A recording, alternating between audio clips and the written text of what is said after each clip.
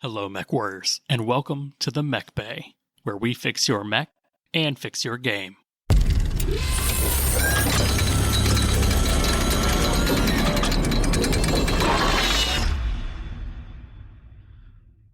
What's going on, Mechwarriors? I'm your host, Josh. I've got my co-host, Lore Master Diddum. He's back. Howdy, howdy. And Steve, the man who drifted from Barbados to Tobago in a rumcast that I swear was full when he started that journey. It was a blur. How much do you remember, Steve? When did you stop remembering you were in the cask and started believing you were the cask? I mean, it was wet and there was water, and then I found land. It was great. And we are the Mechbay Podcast, your number one source for all things casual to competitive tabletop battletech. And today's episode is sponsored by Cadets, Slursky Lispers, Prometheus 77, and Jaffer 86. Those are names. Those are names, folks. Slursky Lispers? Slursky Lispers. I mean, like, I thought about Jaffer 86, and I was like, no, Slursky Lispers. Poor Prometheus 77 over there. He's like, that is a full word. Slursky Lispers is like Careless Whispers, but more drunk. Yeah. That's where that rumcast came from. Alrighty. Battletech news. I think the only thing we have to report this episode is Southern Assault 2025 tickets are live. That's right. And they have a brand new website. That's right. It's fortressbattlegrounds.com, and it has Southern Assault, Northern Assault, and Steve, is that true that even Motor City is Motor part City of it? Mayhem has its own little section on the website. It's great. It's great. It's great. But no, this is great because it definitely makes it out like a full convention, because guess what? It's 4 full days of events. You've got Alpha Strike tournaments, classic tournaments, grinders, narrative play. It is literally a full convention now. So it needs a full convention grade website where you can buy all of the tickets to all those little events. They have a classic tournament now? They do. Who did they trick into running that? I don't know. Sucks to be them. Couple of idiots. Anyway, in other news, we're running the classic tournament at Southern Assault this year. Oh, no. What? No. People got to tell me these things. There's a pamphlet and a little flyer and a mailer. Do you not read what comes in the mail? I work so hard on putting those little pamphlets together. How do I get out of this so I can play in it and win it? You've been Mickey'd and you're gang pressed now. Welcome to the crew. Wait, was this like a whole thing to make sure Josh couldn't win the Southern Assault Classic event? Yep. By making him run it? Yeah. That's it. Welcome aboard. They can't keep getting away with this. Part of the ship, part of the crew. Yeah. So, as many of you probably know, as many of you probably have noticed, the packet for that will be coming soon. Will I get a date? No. But soon. So, final details getting worked out. Yeah. So, I hope everyone is there to have fun and hang out, because I'm excited to go to the closest Battletech convention to me. It's an hour and a half. I won, folks. North Carolina, Battletech Central. But does that make us Solaris or Terra? I'm going to go with Solaris. I mean, North Carolina's got Hilton Head Island, right? And that's Comscar Central. Yeah. You know what? I think we could actually do like a map cartography thing. It's like Hilton Head is Terra, and Winston-Salem / Clemens, that is Solaris 7. So like the distance between that, we can calculate and extrapolate jump distances. Someone who has more time and less social skills than me do that to determine where the other conventions are in Battletech Intersphere space. Please make that graphic and then mail it to us at the Mechbay Podcast at gmail.com, because I would like to see that graphic as well. We will shout you out like hardcore. It would be great. It would be great. That is your reference. Hilton Head is Terra and Winston-Salem Clemens is Solaris. Do it now. But yeah, so there's a bunch of events. I don't want to go like too hardcore into what they are, but the main difference is that you do have to buy a day pass, because not everyone wants to go for the 4 days because work and everything. It is a holiday weekend. What dates are it? I don't know. I'll edit that in. Edit in specific dates to the Southern Assault Convention. But I think it's November 11th, 12th, and 13th, I believe. That sounds right, because it was fallen directly on Halloween this year, and he did not want to do that, so it is the week after. Well, I'm grateful for that, because if it was on Halloween, I'd miss it. I mean, Halloween's like our big holiday for the fam, so we go out with the kids and run around for a while. So it's like if Southern Assault were on Halloween, I wouldn't be able to make it, which is a huge bummer. So I'm glad Bobby moved it. Yeah, it's Friday, November 7th through Tuesday, November 11th. Okay. Anything else on that, or we want to move on? I think that's it. I mean, Southern Assault's always a good time. I know there's still tickets available, so if you check it out and decide you want to come play Alpha Strike, do so.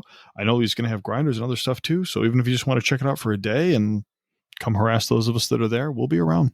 Yeah, and it's in a hotel this time, so I'm actually staying at the event so people can hang out with us the whole time. It'll be real casual, real hangout. We'll have stickers or something, I promise. Nice. Well, let's move on to some hobby progress. Steve, I left you last time with my band of pirates, and I finished that band of pirates. Excellent. They are based in regular dirt. Non-Terran standard dirt. And it's got some green crystals. And you know what? The problem with doing dirt is there's not a lot of like depth to it. I'm a person who really likes like narrative bases, and that just basic dirt just doesn't do it for me. And I was like, I need What's something. Wrong with dirt? There's nothing wrong with dirt. It's the too little and it takes away from the mech, and too much and it still takes away from the mech. There's a happy medium for basing that I feel. So it's like, okay, I did dirt, and then I've got the crystals, which are green, and then there's still like that the crystals, because they're very angular, they didn't like have the right percentage of the base had fun stuff to catch your eye. And I feel like that's like 20 to 30% of the base has to be a thing other than the mech. And I think the crystals only did 10. So I went in, I grabbed some Q-tips, pulled the ends off, and then like cut the Q-tip ends even further down and made like little fires. Oh, cool. So like the pirates are raiding something, and they shot back, and they missed most of the shots, but things are on fire. So I think that was like that brought it up. So now I've got pirates. I also free-handed a dice onto the Phoenix Hawk 2C and a playing card onto the Grasshopper. Okay, that's cool. Yeah. What card did you use? I think it's the red diamonds ace. Yes, but it's free-handed, very small. So I think it's just like a triangle. So you took the easy way out. You should have done like the 9 of diamonds or something. I thought so. I actually did think before I started that one that, I will do like a flush, and he'll be the royal flush Grasshopper. And you finish one, and you realize I've bitten off more than I can chew already. Freehanding text is easy.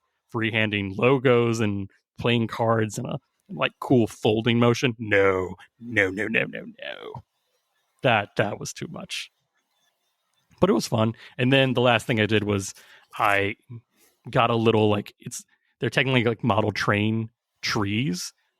I took the tree part of it, like the branches off, and just had the trunk, glued it to the Grasshopper's hand, got some model train barbed wire, wrapped it around. So it's the old beat, the really nasty old beat stick.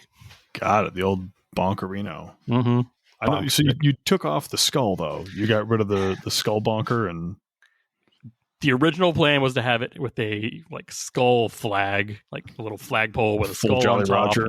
Yeah, and I was like, what sounds easier right now? Making a tree club with barbed wire, or free-handing a Jolly Roger onto a flag? Yeah, I don't know if I chose right. Maybe. But now I still have the flagpole, so if I add any more pirates, which I definitely will, because I had fun painting them, and I liked them, they're mine now. So something else will carry a pirate flag. This I swear. Good. That sounds fun. Yeah. But yeah. I'm trying to think. That was all I got for hobby progress, was finishing up my pirates. So cool. Well, that's some stuff done. Yeah. Steve, how is the land of the airbrush? Yeah, so most of my hobby progress revolves around me figuring out and trying not to break my new airbrush. It's great. I can base coat all the things in about 5 seconds. I've also only blasted myself in the face with gray paint twice. just like any regular firearm, don't point the nozzle at anything you don't want paint on. That includes your face. Did you hold down the trigger for a couple of seconds? Like, was it really like, I'm going to look down the barrel of the gun to see if it has ammo and then sprayed? No, I really, in truth, I was trying to get the airflow right, and I was trying to feather it, right? You're trying to get like used to the motion of pushing down to release the air, then pulling back on the gun lever to make it spray, and trying to get things situated. And then because the compressor was running, one of the bolts came loose, and the little like rester holder that the gun goes in fell off. Mm-hmm. Oh, I jumped and ended up, spraying in a direction I should not have sprayed. But it's been fun, being able to do base coats in about 60 seconds as opposed to forever is huge. I started painting. I told the story last time about how I got my son the clan command box and those couple of tanks. Mm-hmm. We sat down one evening and he picked out colors from my box, and we've got a bright yellow summoner and a blue shadow cat and like a really, really dark red dire wolf. So they look really cool, but it was mostly practice. So it was kind of fun. He's happy that they're bright colors, so that's good. I mean, hey, the best part is with airbrush, you're putting on a super thin layer, so it's real easy to just repaint it. Like, those are his. Color. I mean, I don't need to repaint it. Those are his. Okay. He wants some bright yellow. He gets bright yellow summoner and whatever. That's his, man. We're gonna play. I attest that the only way to do bright yellow is through an airbrush. Like if you are thinking about doing more than one model that is yellow, please, for the love of Blake, buy an airbrusher. No, even if you're doing just one. Like yellow is, I agree with that. Doing yellow with an airbrush is 1,000% easier than doing it by hand. And yeah, if you're not going to get an airbrush, mask it off really well and just spray paint it with, some Krylon yellow paint. Like doing it by hand is madness. Yeah. Well, it's funny you guys mentioned that because I've announced now my new official faction I'm working on. I've decided to go with the Canopian Cuirassiers, the first, which is that bright yellow unit with like silver like chest pieces and highlight pieces. So we're gonna do some periphery adjacent mechs. So I'm gonna do that Agroterra and the Penethelia that Dave got me, and I've pulled aside some other Inner Sphere units to start on that too. So those have been primed, and I'm starting to work on that. And yellow is a huge pain. So and I never would have. I've always wanted to do yellow mechs, like outside of my Falcons. Those are just kind of like yellow highlights. But I've wanted to do a lot of yellow mechs. I like yellow. I think it's a cool color scheme. But I wasn't going to do it without an airbrush. So now that I've got one, we're doing it. You know who is the first person, if you Google Canopian Cuirassiers battle mechs on Google Images, that shows up? No. Scott from ScotsGameRoom.com and his Scott's from ScotsGameRoom.com. Yeah. Shockingly, he's also the first person that comes up when you Google pirates. How to paint Battletech pirates. So all right. Screw you, Scott from Scott's Game Room. So Scott, check your messages, Scott. I'm gonna come bother you in a minute. Yeah, he's got some beautiful yellow Canopians. So I highly recommend anyone who's looking to paint that. Check him out. And I hope, Steve, I wish you well on your journey through pain. I'm excited. Look, if I show up tomorrow with a bruise on my forehead, it's from smacking my head against the wall, but we'll get there. Yeah. Other hobby progress, the Wicked Hogs have progressed from black primer to brown. They are starting their journey into getting colored in. So we've got 6 mechs that I'm actually really pleased with.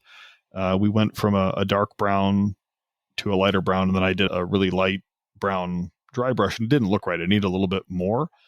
And I ended up doing a dry brush with, honestly, an orange, like a light orange just over the tops to get that really, really light brown. And it actually turned out really well. I'm really pleased with how it looked. And some other people in the Discord have copied that. And it was pretty cool. So very pleased with how those are turning out. But we're slow going, right? We're kind of learning and fussing with the airbrush. We're not that's the best way to do it just yet, but fooling around. Denham, what about you? You get anything done? I got the best of hobby progress done. Ooh. because I didn't get any painting done. Painting's terrible. Don't do that. It's been a rough little bit, but I've been at a few events out of town, family events, not BattleTech events. But while I was there, I did talk about BattleTech, and I donated an unopened essentials box, like the one from Target with the Solaris stuff, to a couple of people who I just happened to have some back of my car. So I gave out boxes of beginner boxes. That's what I did. That's great. New people in the hobby. That's right. Got to get them to play. First one's free. Local man deals crack to family. That's right. On the back of his car, no less. He said he had it in the back of his car. I mean, this is just shady. This is a code word, right? BattleTech is code word for drugs. We were just talking about that. Yeah. I'm going to go play BattleTech. Finds me on the corner, like eyes bloodshot red. I'm exhausted. I can hit on 12s. I swear. But no, that's great to hear that you're getting even just the chance of them getting in. Like, I love that. They always get excited. They're like, it's in my hand. It's tactile. I can touch it. This is mine. So it'll be interesting to see how that goes. Was it you're investing in your future as well as theirs? Well, I think that's it for hobby progress. So, do we want to get into some games played? Well, I can start with that. Please. Yeah, I got 0 games played. I have done nothing. It's okay. Everyone's allowed to. It's the summer. Like, who's getting busy? Casual? Yeah. Look, I mean, honestly, we've had bonfires most nights when it hasn't been like 900 degrees out where you melt to your chair. I mean, but we're doing, kids want to play outside. We're going to the pool, swimming, doing fires, barbecuing. It's a busy time. Not everyone wants to sit in the basement and pretend like there's no sun. So. Yeah, I tried playing BattleTech outside once, and it seems like a cool idea until that first gust of wind comes by, and then it's a bad idea. BattleTech is for air conditioning only. How many heat sinks you got? None. Yeah, not enough. I ain't playing no BattleTech. Josh, Steve, what about you? You get any games in? No. I was going to start off with Steve. Oh, Steve, that's true. Yeah, what have you gotten done playing wise? I played a game of quote unquote robots with my son. There was a lot of die rolling, very little cohesion, no understanding of the rules. I was informed that I lost, despite still having pips available on my sheets, but that's okay. He had a fun time, and we'll get him into Alpha Strike soon enough. But like I said, we painted up those Command Star that he had in some bright colors, and we just moved him around the table for 20 minutes before he got bored. But it was a start, and it was fun. So, yeah. I mean, that's my official game. I have other tales from the hiring hall when we get there, but that was my only games played. No, that's fine. Do we want to talk about my games at the tournament? I'm going to state we're not going to do a full tournament recap because I don't want to say my games were like super thrilling and like riveting and you only need the edge of your seat kind of thing. So. Yeah, we can get into those. I mean, I'm curious how you did. I'm curious what happened. I'd like to hear a little bit about it. Yeah, we'll just hit that right now. All right, so as we all know, there was a classic tournament locally to me. Theo/Obsidian Anubis on the Discord puts that on. This is the second year, so I hope he continues to do that. And it's a really, like I said, really casual classic event. And because I went undefeated last year and got second best painted, I was like, I want to do something different. This is the lowest barrier to entry tournament. So I asked all of our patrons, pick a faction, pick which mechs for me to take. I don't want to make the decisions on this one. And they said pirates. So like I mentioned last episode, I had to take. This was based on, number of votes on the Patreon, a Phoenix Hawk 2C10 with 2 ER large lasers, 6 ER medium lasers, and a hatchet. I had to take a Grasshopper 5N, which is 1 PPC and 5 medium lasers. Intro tech style, single heat sinks. You don't need heat sinks to smack people. That's true. That is technically true. I had to take a Raider, the not technically a construction mech because construction mechs were not legal for this event, but it's a battle mech that runs on a combustion engine. Perfect. Yes. And with the thrilling weaponry of a rotary autocannon 2 and a retractable blade. Can you just imagine someone like getting out on the back of a mech with a pull cord to like start it like a 2-stroke engine? Oh, that's 100% how I imagine it. Like the combination of big rig lawnmower. That is 100% what I think of it as. Love it. Like carcinization turned to crab is like, this is a redneck dieselination turns into giant lawnmower. Love it. I love it. Well, I think the model has a saw blade on it, doesn't it? The model comes in 2 variants, the MRM variant or the rotary autocannon 2 variant. And I had to go rotary autocannon 2. Like it's so dumb looking. I had to. And then my other one, I had to take a Brigand. Now, it was up to me to pick which Brigand. I chose the 25-ton pirate-produced mech.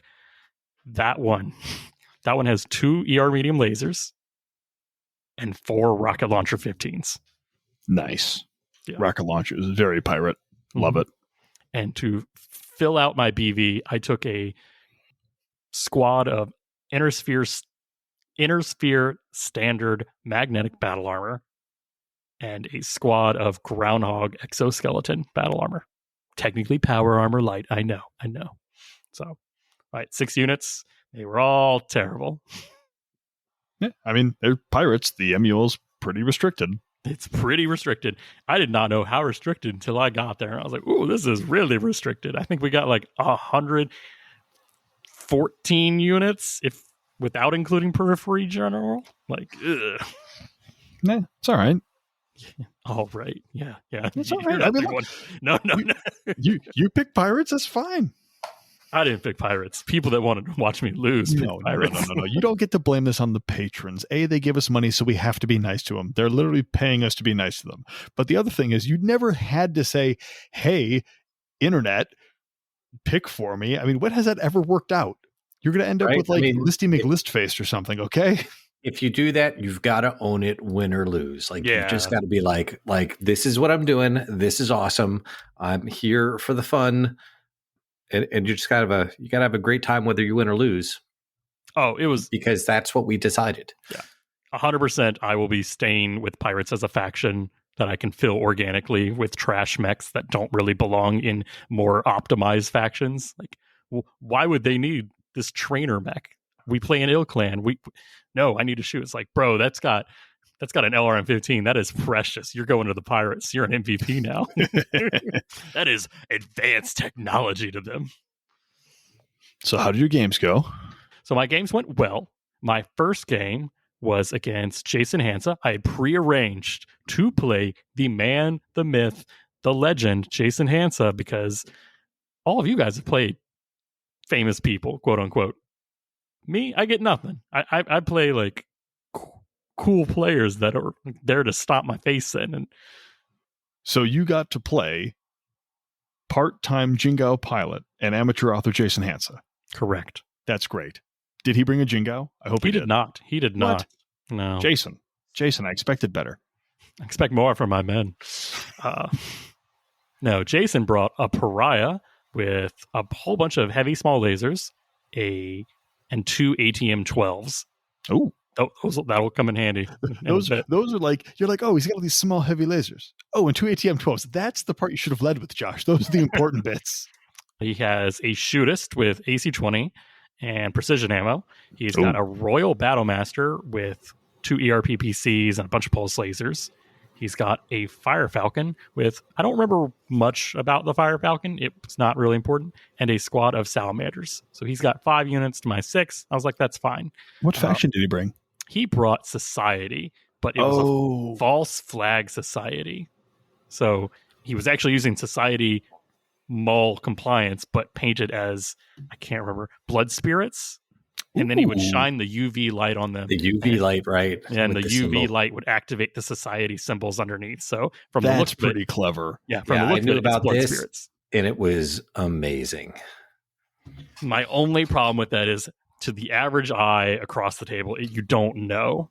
It's one of those things that like it's so good, but it needs like its own like display table for it. So, but Jason did great painting those. They looked amazing. Awesome. Like with the Maryland tournament, Steve, this was randomly rolled missions on a pre-published mission packet. Okay, cool. Yeah. Killing is 50% up to 70 points, and objective is 50% up to 70 points. So technically, you can get to 140 points. But as soon as the turn where you go to 100 or above happens, that's when the game ends. So the first person to 100 or more stops the game. Kind of like Bluegrass, where we were like, you can lock people out. You can lock people out.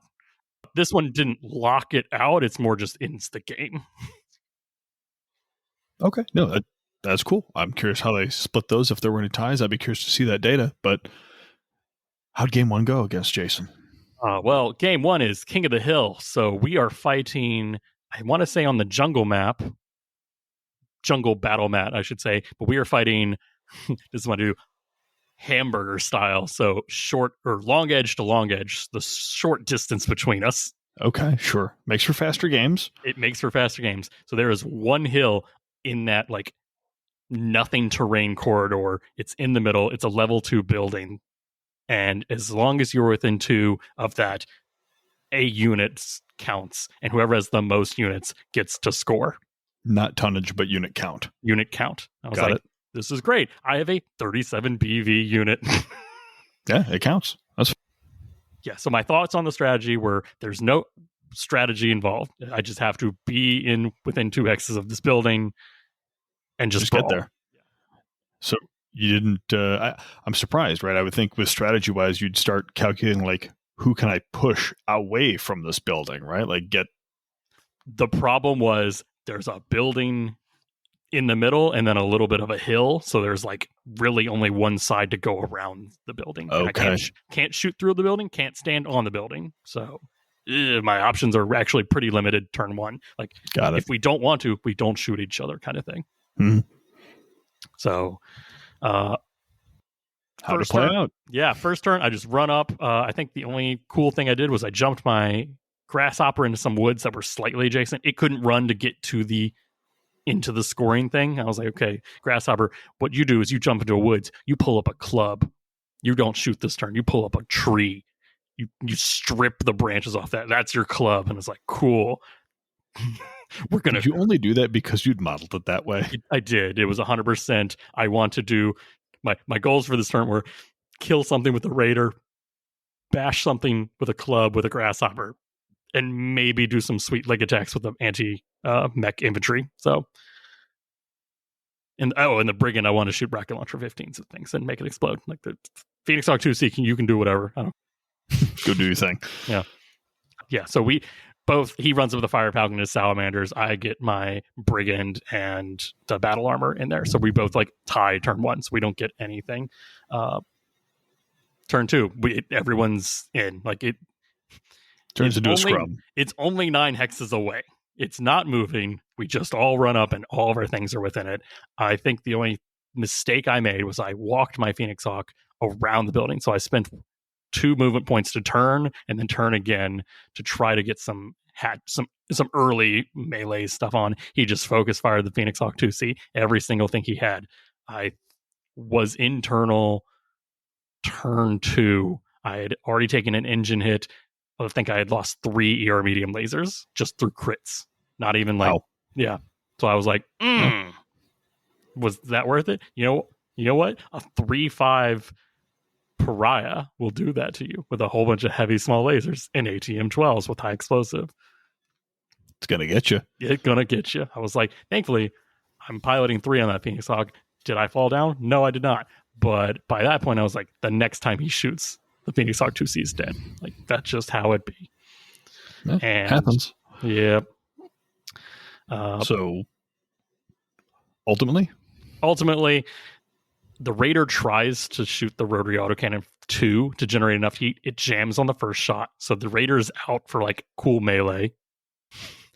The Grasshopper goes to slam a trunk into the Fire Falcon. It's ran in. It's trying to get Brawly. I get ready to swing. He makes me fail a PSR on my piloting for Grasshopper. I was like, yep. And the Brigand jumps into some woods to try to get some cool shots on. He does like throw an arm back, shoot 2 rocket launcher 15s, hit the shoot us in the face for 5 damage. I was like, I'll take that. Good. But other than that, it was pretty bad. Like I've failed almost all my PSRs. I've got a crippled mech, and the last turn, like I said, the Raider dies before it can activate any TSM. It tried on jamming, it tried meleeing, couldn't do it.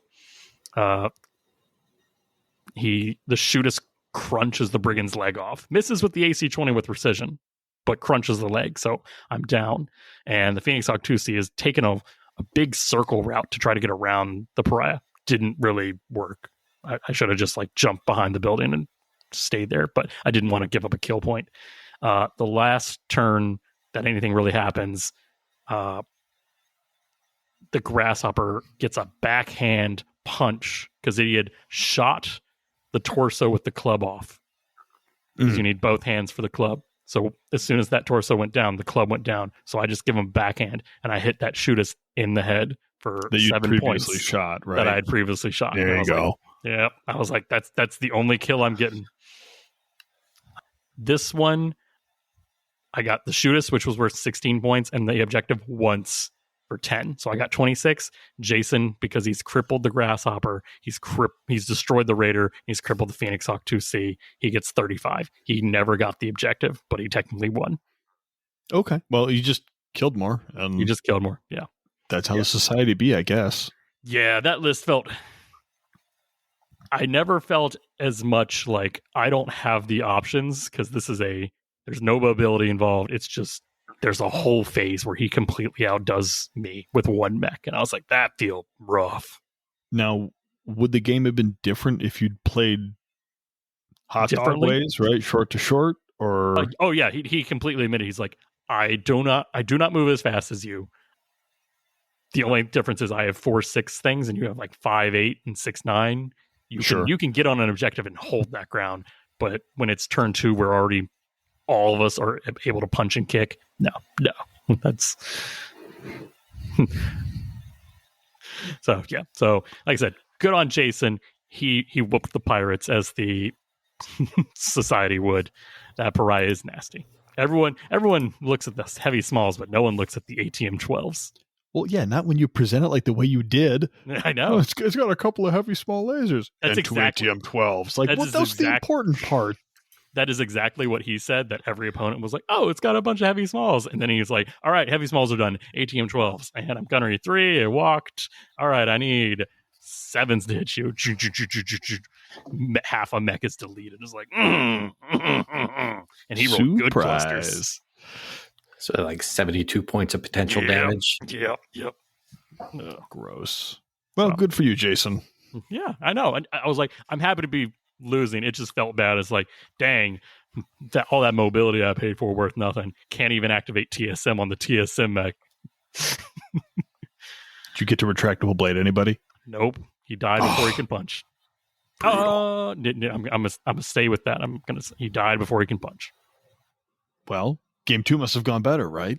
It did. So I was fighting Brian B, and Brian brought a Tenchi A VSP Mauler, a heavy large laser, medium pulse laser, T-Comp Warhammer 2C, the VSP Spider 9M, Kage battle armor, and Thunderbird battle armor with small pulse lasers.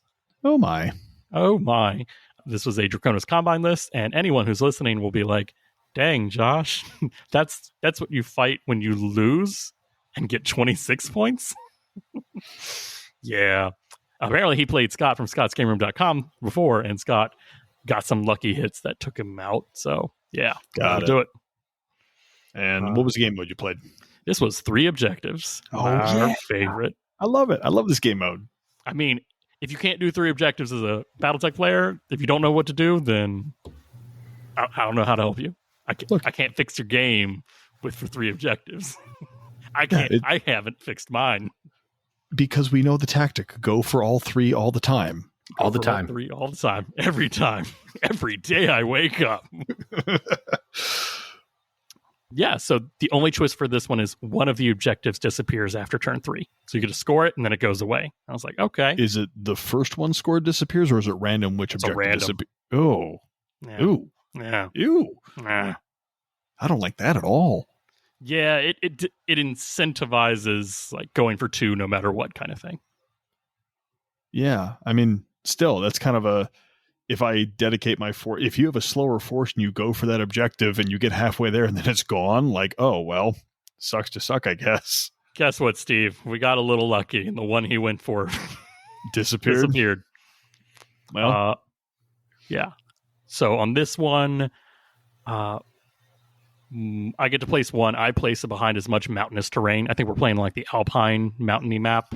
Oh, I love that map. Right? It's a great map. So 1 goes in the center, of course. The so other players one got to place his objectives? Players got to place. They had to be in the middle, like 08, 09. It's just right. Could place anywhere in that, but more than 5 from each other. So pretty standard.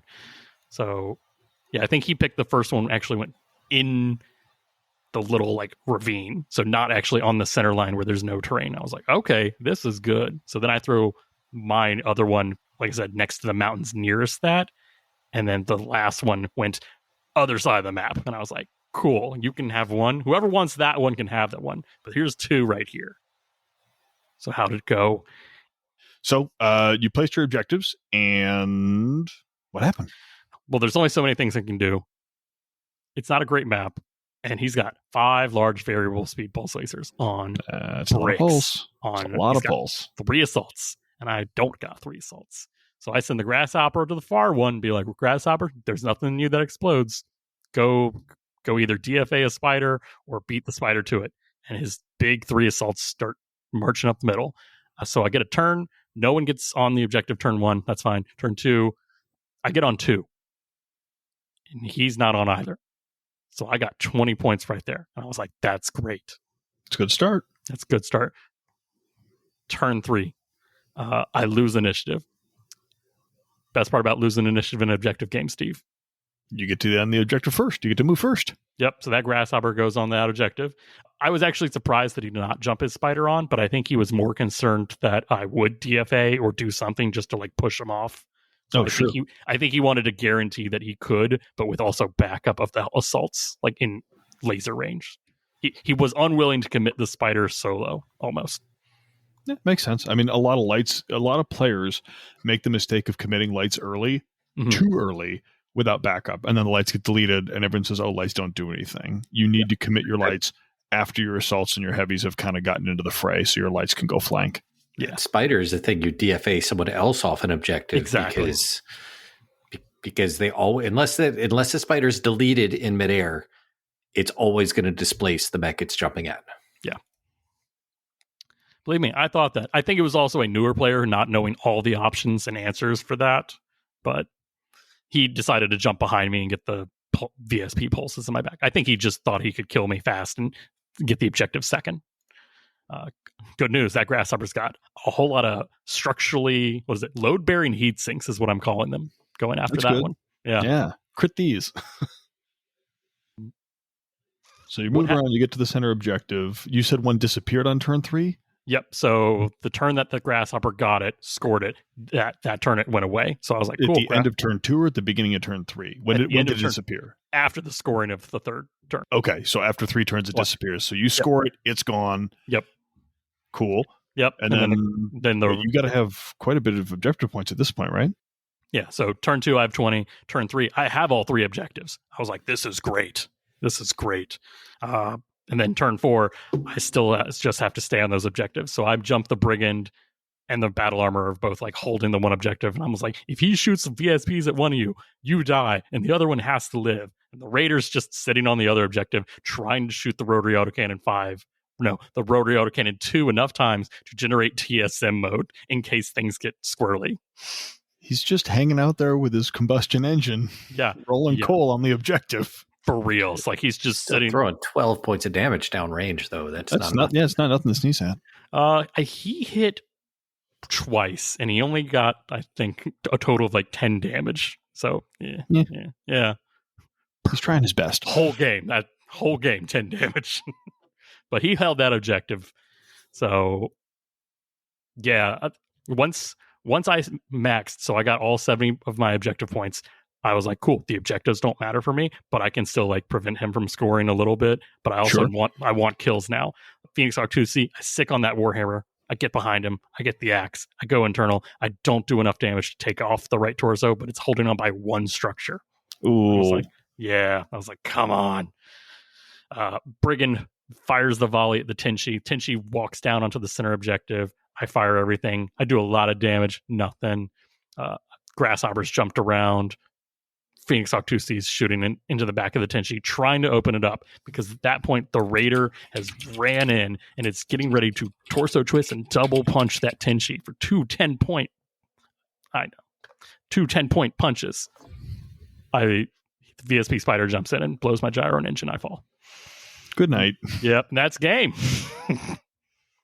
So that is this. So if I just this whole tournament, I just want everyone to look at the perspective of the Raider. Game 1 can't activate TSM.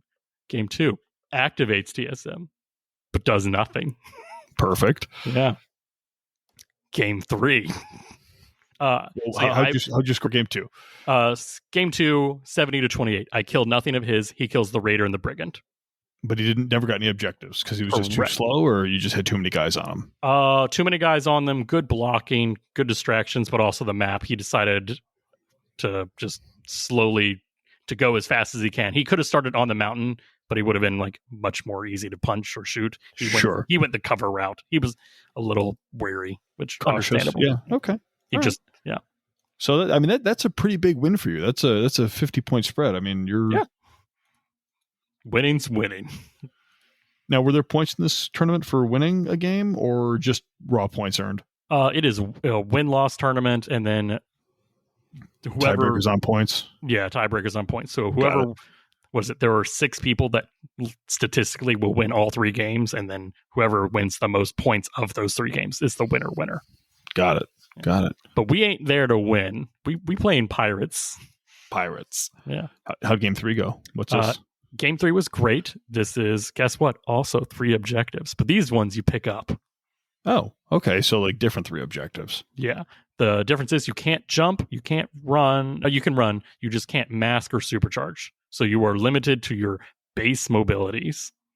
If you do, you drop it, the objective, just instantly. Yeah. That's a good balancing factor. You also drop the objective if you fail a PSR or get any crit. If you get a heat sink internal, you drop the objective. Cool. Yeah. So it's like there's no guaranteed way to get away kind of thing. Yeah, right. You can't just like jump over a hill and then hide for the rest of the game. I like that. Yeah. Who'd you play? What'd they bring? I played Xander, and Xander was an absolute pleasure to play. Podcast listener, actually. So Xander brought a Coyotl, a Chemical Laser Nova, 2 Salamanders, and wait for it, a 4/4 Regent. Ooh, that's big. Yeah. I love it when my energy weapons have ammo. I mean, so this one was a very fun game. This was a great game to end the day on. What I do differently is I do not deploy the magnetic battle armor on the Brigand, because that center objective is on that center line, and it's 9 away from me, and I've only got 1 mech that can run 9, so I run the Brigand up and turn 1, grab that objective. I was like, as long as he doesn't die, I feel confident the Brigand can live. What map were you on that you could go straight for 9 hexes without running into anything? The battle map. All of them. Yeah, the battle mat's in that dead center. Every single battle mat. All right. Yeah, I say every single battle mat, every single like normal one, not the 2-keyed battle mats that are designed for it. But any 2-map battle mat has a row of 0. It's just a dead row. We got to stop using that dead row for anything. I love it though. The assaults love it. Yeah, the assault super highway. Yeah, so I just be aggressive and get that. He jumps on the Coyotl, the Nova. So he misses all of his. The Regent and the Grasshopper going for the 1 objective, and the Phoenix Hawk 2C is going for the other. Turn 2 is when the cool stuff happens. Phoenix Hawk 2C runs onto the objective on his side. The Coyote tries to charge the Phoenix Hawk 2C to displace me off. Sanders is a smart man. The only problem is charges are piloting differential. Mm-hmm. I've got a piloting 3 Phoenix Hawk 2C. He got a piloting 5 Coyote. So he just picked the wrong unit to charge. The wrong unit to charge. He misses. Only by 1, I think. Like, it was a tough one, but still. But then I throw out a kick as he's going by, and I take his leg. I crit his hip. I crit his lower leg. That's and it. I do a kick. So that is 3 plus 3 PSRs. He makes every single one. Good for him. Yeah.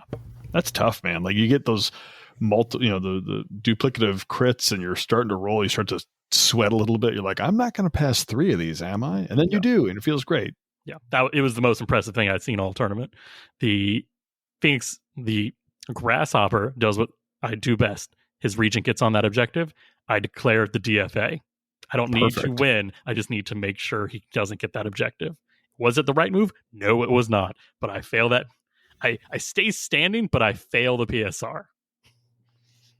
You fail the DFA, but remain standing. Got it. But then I hit the ground. I fall because I fail the DFA. I do 20 some damage to my rear. It was nasty. That's good. That's a good place to go. And then he's like, okay, well, next turn I'm gonna beat you up. And he proceeded for the next 3 turns to beat that poor Grasshopper living. But did that Grasshopper move? No, it did not. That Grasshopper was Hodor with White Walkers. I could do this all day. He had to stick his battle armor on it. He had to stick the Nova on it. Like, the Nova tried to shoot the Brigand once. It needed 12s, didn't hit. He was like, I can't chase that Brigand. That Brigand's too fast. I'm going to shoot this Grasshopper with 12 chemical lasers. Rips into it.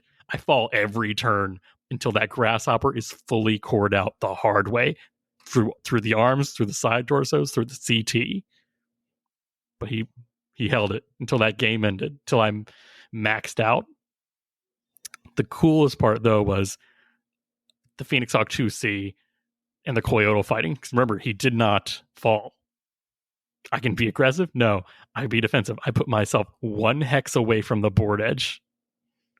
His Coyote still has jump jets. He jumps. He fails the PSR for jumping. He lands. He still is. He's able to fall in the correct direction to shoot me. Tries to shoot me. Hits with the streak SRMs. It was impressive, like the whole thing. And then I whip that hatchet back and cut his leg off as I do it. Chop, chop. Yeah, it was awesome. And the Raider finally got TSM, took the Nova's leg off. Oh, he did something with his TSM. Yeah. Good job, Raider. He got 2 whole physical attacks in that whole tournament. 1 non-TSM kick, then the next turn, the TSM kick. So what'd the total score end up being? A whole 70-17, which is the points for the Grasshopper. Yeah. No, that's another. I mean, but again, right? That's a lot of points. Yeah. If this had been points based, I think that would have been a way different kind of result, right?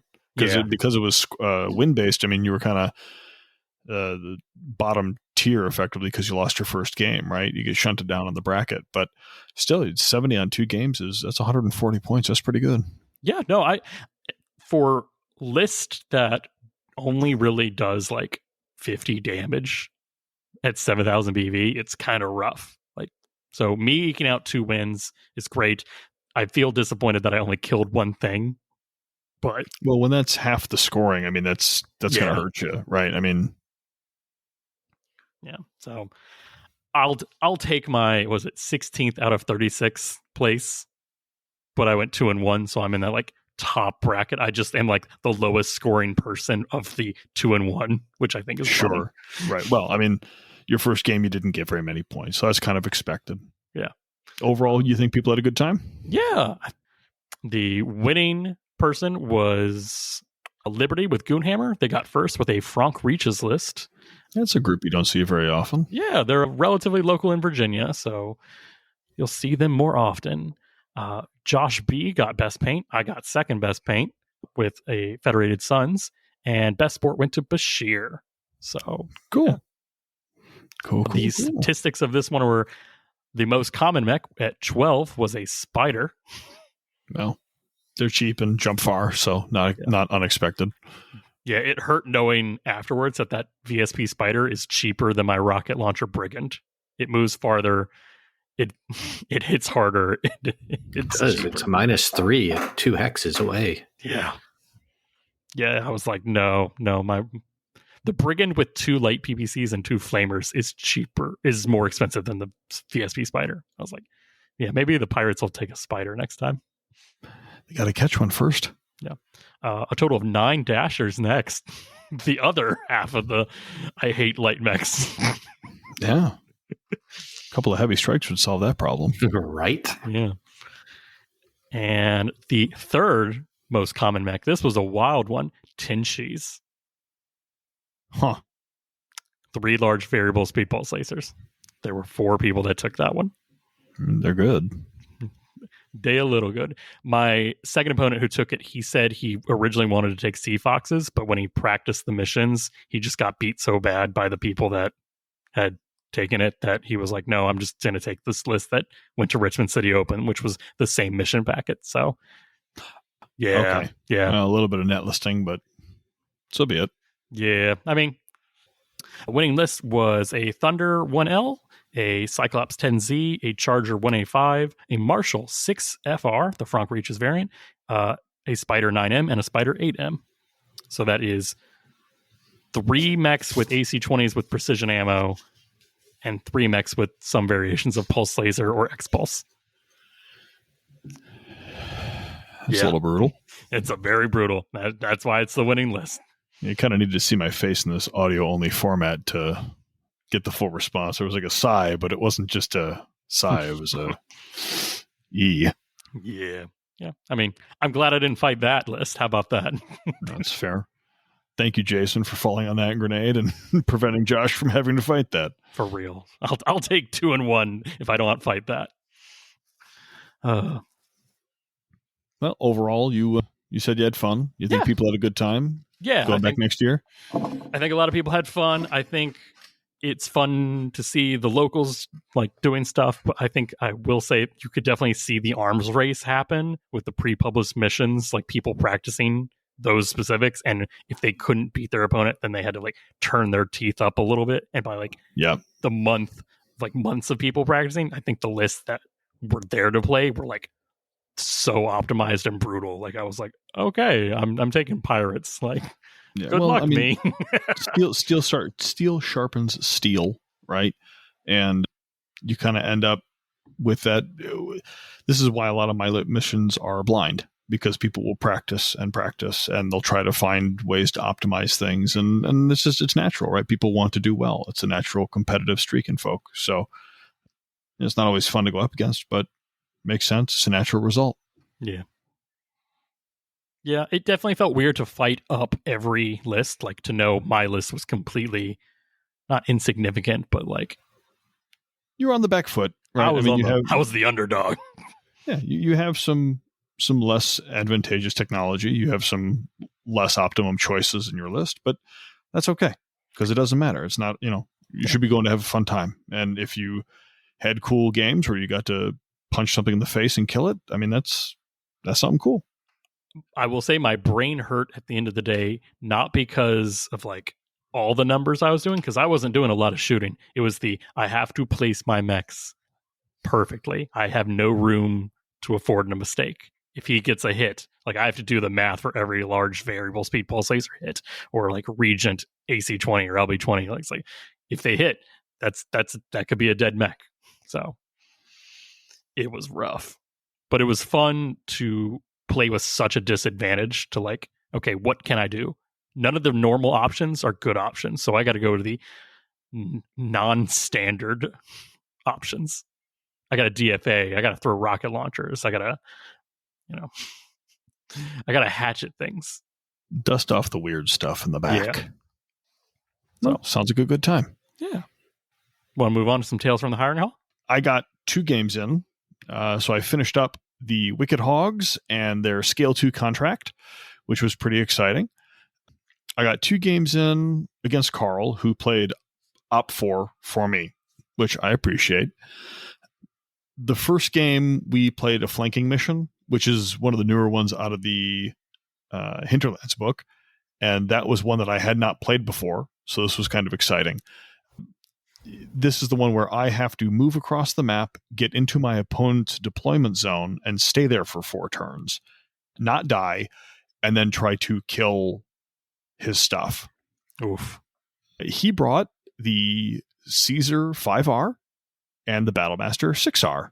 Is that Caesar the one with the hardened armor? Yeah. Yeah. And it's like, you may say, Steve, I thought you said this was scale 2. You have 6,000 points. Why does Carl only have 2 units? And I say, yeah, he has a Caesar 5R and a Battlemaster 6R. Oh, yeah, that Caesar 5R at 4.5 is still over 3,000 points. It's a lot. It's really close. It's really close. It's really close. I think it's like 2,600 or something like that, I think. But it's a lot. It's still in the tax bracket. He gets it. And that Battlemaster was scary. So I took a Chameleon, a Jenner, the Gallowglass, which I have to say I am slowly falling in love with. The Gallowglass is great. And then I brought a Wolverine. My BSPs included 2 Manticore tanks and a Galleon. Oh, that's right. Because scale 2, you get 64 BSPs. Yeah.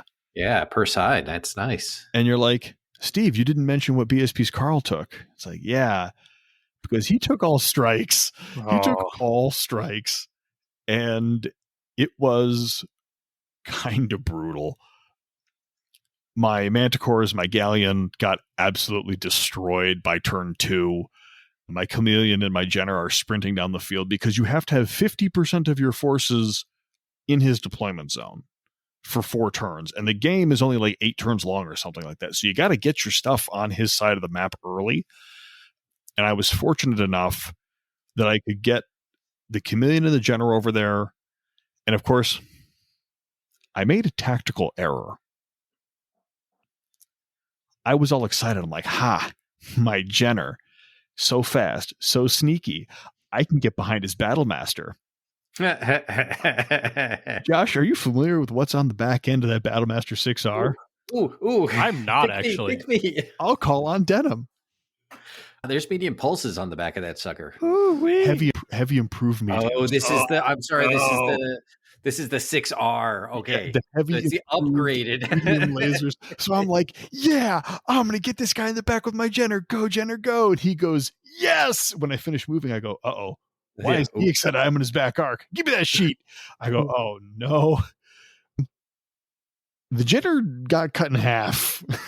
The Jenner just got cut straight in half. And that was it. And that was not great.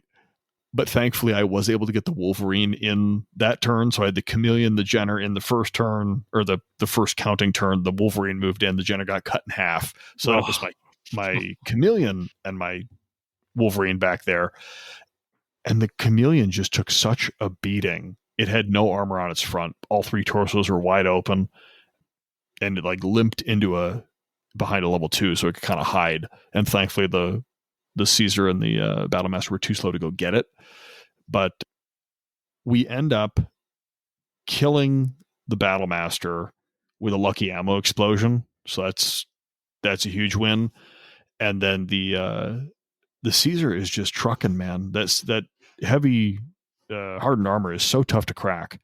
And he kills the Chameleon with some strikes because it's hiding behind a level 2. It's minding its business, and it gets blown up by a couple heavy strikes. There's not a lot I can do about that. The Wolverine takes a bad head hit and goes down. So now it's just the Gallowglass and the Caesar. And there's only 1 torso open on that Caesar. It's in forced withdrawal. He's trying to get off the board, so I can't kill it, and he'll deny me those points.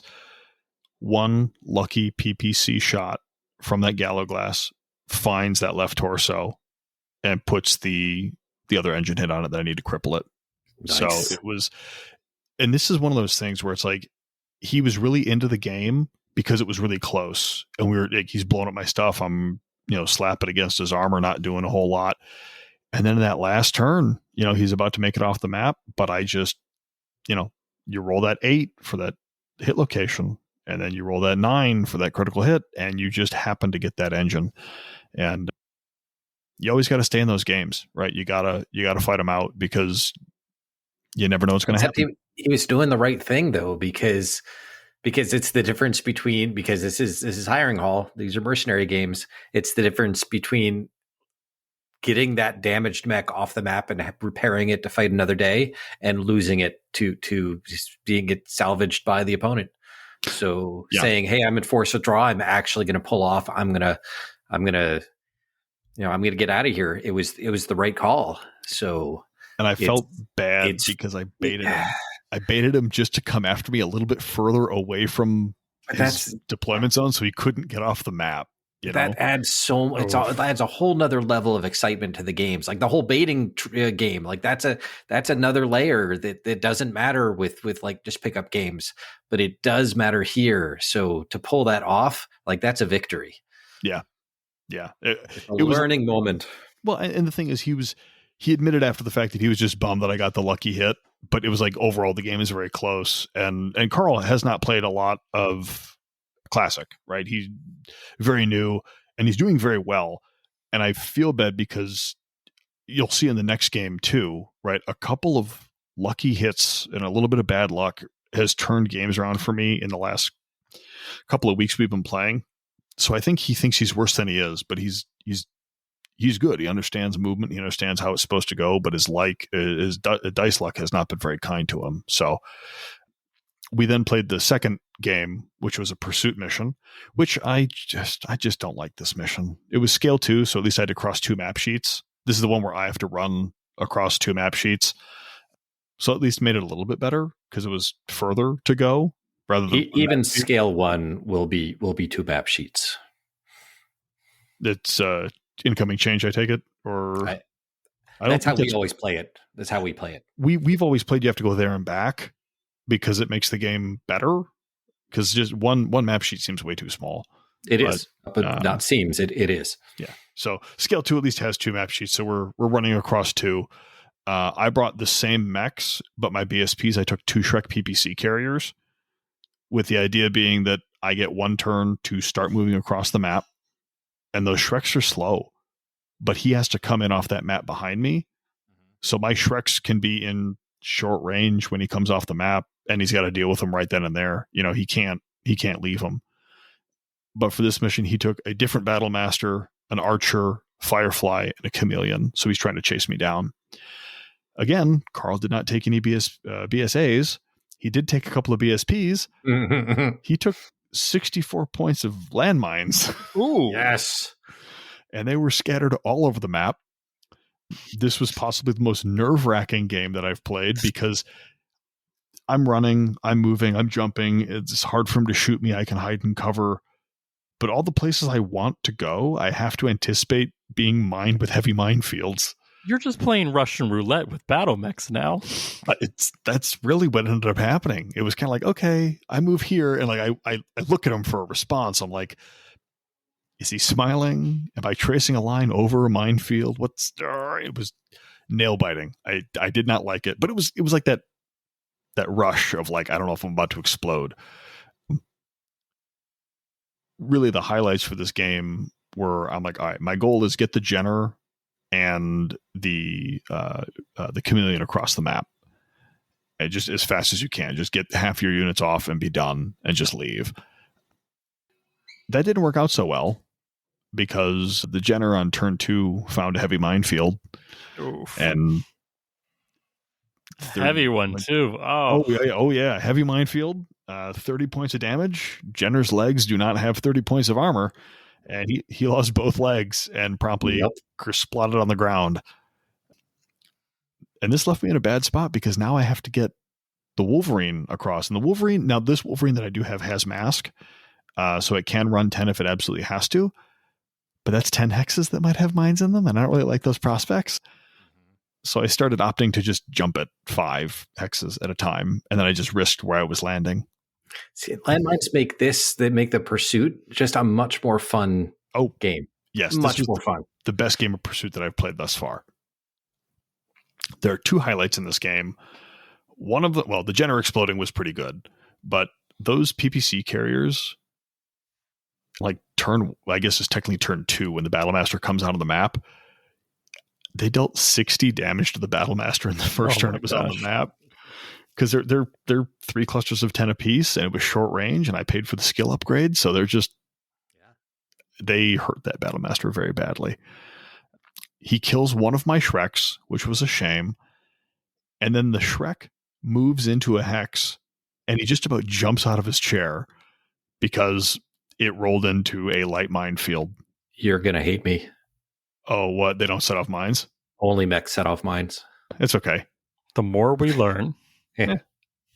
Look, at this point, the game was going kind of bad. So even if they do only work on mechs, I was going to let him roll anyway because he's right, that's your prerogative. Yeah, but he's got to roll him because it's a light minefield. It's a 9-up, right? Because they're not very dense. So it didn't go off.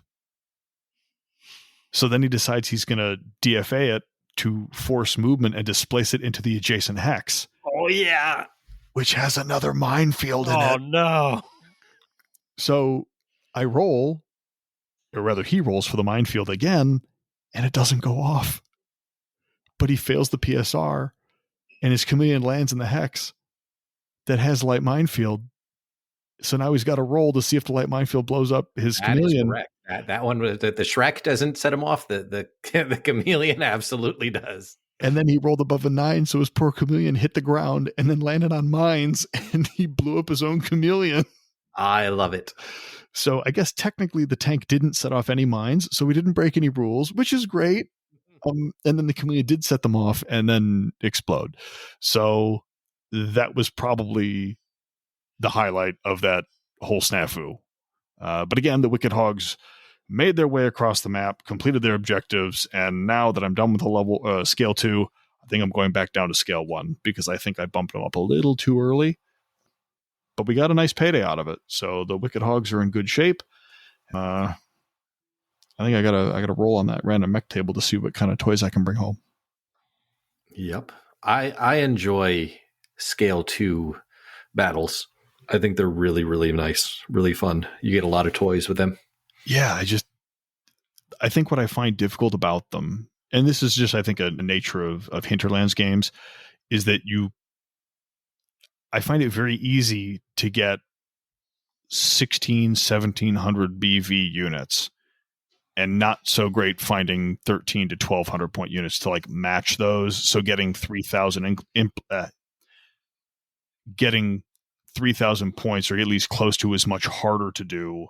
Even at 6,000 points, things don't line up super, super great. So yeah, but you end up with more BSP, so you get more combined arms to flush that out, and it gets exciting. Get more strikes, more vehicles, more landmines. More landmines. It was a lot of fun. So if you have not played with landmines, give it a shot. It makes movement a lot more exciting. Yeah, they are when they work, they are significantly stronger than you think. Oh God, yeah. I mean, if anything that moves fast gets in there, you're losing legs. My favorite part is the PSR, the movement phase, because you took 20 points of damage. Yay! People forget about that key thing. It's like, oh, guess what? That's still movement phase. Oh, we didn't forget about the PSR. The Jenner had no legs. It didn't need one. Yeah. But no, those are my games. It was fun. I had fun with Carl. It's always good to get those mercenary games in, and again, they're just so fast. You can really knock a couple out in an evening, and fast no food great battle shakes tech with twice the flavor. But that's it for me. All right.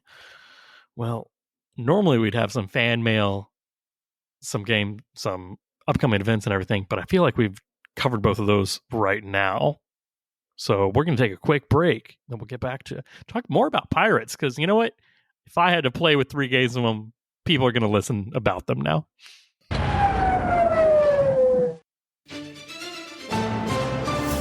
Good evening. I'm Chip Darrington. In the mountainous region of Timkavichi, local militia reports that an expeditionary force had landed to interrupt and frustrate local operations. After destroying several buildings at a local depot, the attacking force was identified as none other than the Wicked Hogs. These known criminals are wanted on at least 4 planets for murder, property destruction, grand larceny, and petty vandalism. After law enforcement attempted to detain these raiders, authorities confirmed that the Wicked Hogs have added several members to their roster. New individuals include Ol Mama, Magpie, and Dirty Jen. The local militia suffered several casualties, including a Caesar, 2 Battlemasters, Firefly, and caused significant damage to a Chameleon and an Archer. Authorities attempted to capture the Wicked Hogs during their dramatic escape by planting several minefields in the area. This resulted in the Jenner losing both of its legs in a dramatic display of unfiltered violence. Unfortunately, the Hogs did manage to make their escape and lift off the planet with little in the way of losses. If you or anyone you know has information as to the whereabouts of these Wicked Hogs, authorities are paying top dollar for tips that lead to the capture or killing of these hardened and dangerous criminals. I'm Chip Darrington, signing off.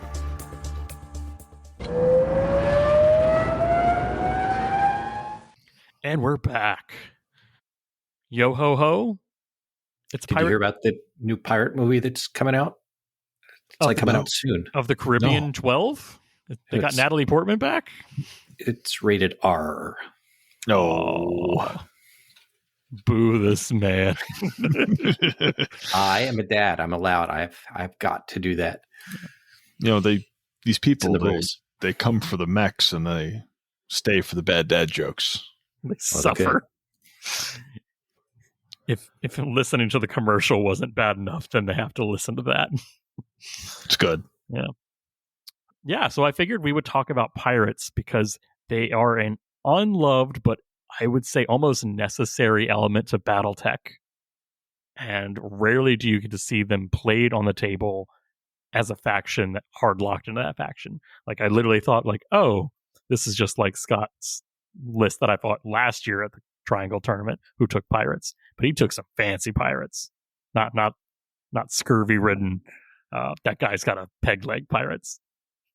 What are pirates? Like as a faction, how do you define a pirate?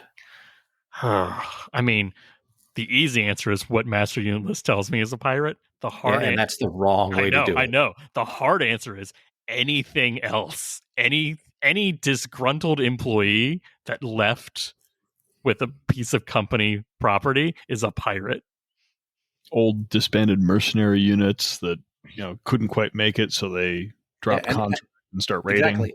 Anyone who's doing like activities outside of a contract, outside of the legal sense, which makes them really weird for tournament play, but really, really, really essential for role-playing type stuff, for anything narrative, because they make great Op4 units, because they are whatever you need them to be. They can be heroes. They can be heroes that are just down on their luck and wanted by the wrong people and wrongly accused, or they could just be real pieces of crap who are just out there to make a buck and they don't care about morality. They can be super well equipped, but most likely they're in like the worst of the worst, the most patched together mechs and vehicles that you can possibly find. And because of that, you can have them be whatever they need to be on the table. You can have your half point battle masters out there, so they look scary, but half the weapons don't work, and there's holes in all the armor. Or you could have them in this like a pirate lord with a shiny piece of stolen tech that can be the most awesome thing out there. But that's why you love them, right? Because they're the scrappy underdogs. They just cobble it together whatever they can get their hands on. Some of them are scrappy underdogs. Some of them are just evil. Well, yeah, that's a given. I'd say 2/3 of the stories are evil. 1/3 of the stories are scrappy underdog. That just not mercenary that fell on its luck, fell on hard times. Not every pirate can be played by Johnny Depp. Yeah, he's so charming. He is charming. Oh, you have heard of him. So, Denim, I know the first time I played a campaign, which was with you, the attacking force, the NPC force, essentially, were pirates. How many times they were raiding a facility, and you had to stop them? Yeah. How many times in your BattleTech career have you like thrown like actual pirates out? Like in a campaign or a narrative game? Yeah. Like a lot. Like a whole lot. Mm-hmm. It is the best way to level give people something to fight against to level them up for a while. It's a really good trope for that. I used pirates in my campaign as well. They were I think my people were fighting on the planet of Hastur, and they were going up against pirates just because I needed someone for them to fight. So we did. Yeah, it's whatever they need to be is what you can make them to be, because there is no official pirate TO&E. They don't follow any by design. Yeah. Yeah, I mean, they really do exist as like more of a plot device. Yes. To get people playing and fighting. Like, hey, we're at peace. No, you're not. There's pirates coming out of the sky right now. You got to defend. There will always be those that have and those that don't. And those that don't want that stuff that they don't have. So you will always have pirates. They could be doing it for survival, or they could be doing it for nefarious reasons. Like that's the awesome thing about using them as a story device, is that they can be the underdog good guys, but they don't have to be. I'd like to imagine mine are good guys. They're just living out on the edge, trying to scrape by, raiding, the big rich. They think of themselves as Robin Hood, except they keep the money they steal. Yeah, they steal from the rich. And nope, that's it. That's it. Wait, but Josh, second part? As long as it lets you sleep at night, Josh, that's fine. You can think that they're good guys, but they're not. They're like, we're poor, right? The skull and crossbones are just brand marketing, so all the skulls decorative. But yeah, so I actually read up a little bit more on pirates because, like you said, Denim, there is no real. You can't put pirates in a box and say if you are X, you are pirate, and if you are not X, you are not pirate. Like they just are kind of what they say they are.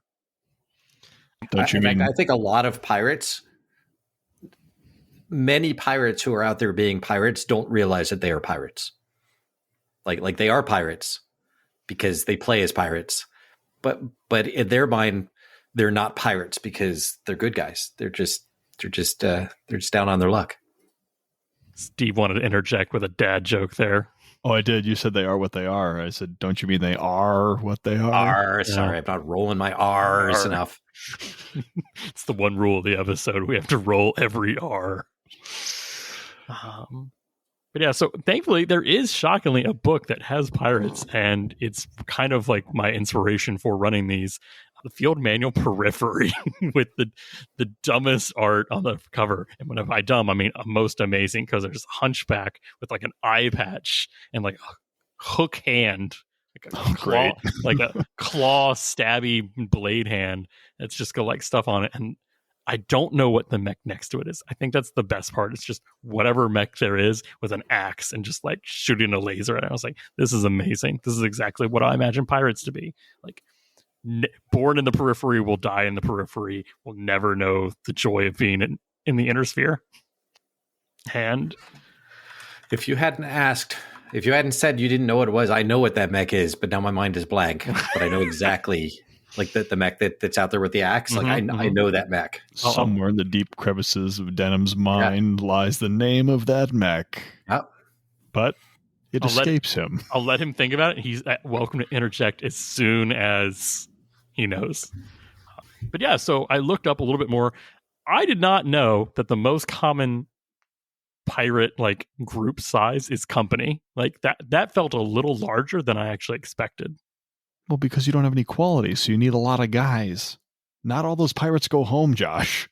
Actually, it specifically says you need just as many as you need to do the job. Any more become like a liability and like. Well, you got to split the booty more ways. You don't want that. Exactly.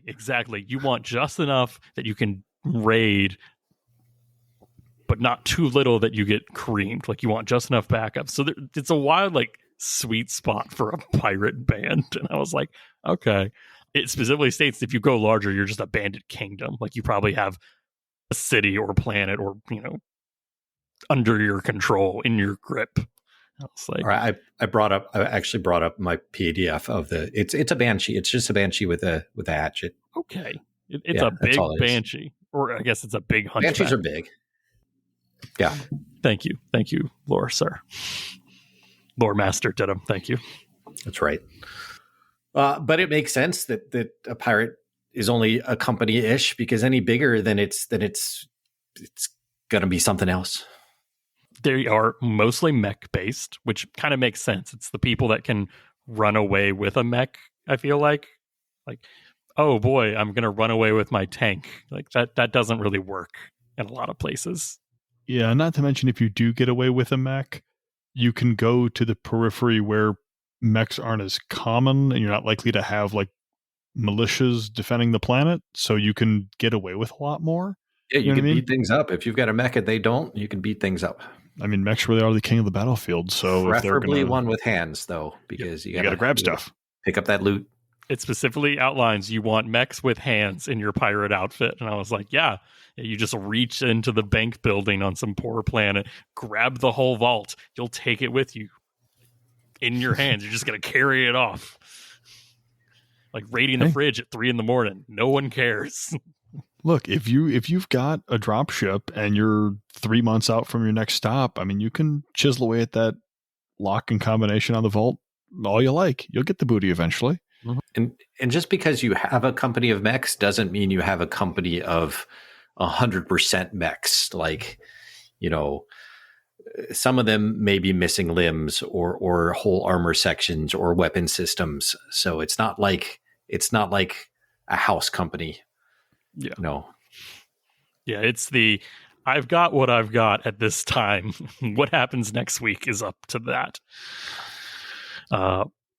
Steve, you touched on dropships. I did not know that an aerospace force is the second most important part of the pirate, armed forces. Of course. I did not think that. No. That makes sense. If you would have asked me... If you're going to raid a planet, you have to get mechs to the planet, and then you have to have enough dropships to not only get your mechs off, but also the stuff that you're stealing. So it's preferable for you to even land with an empty dropship just in case.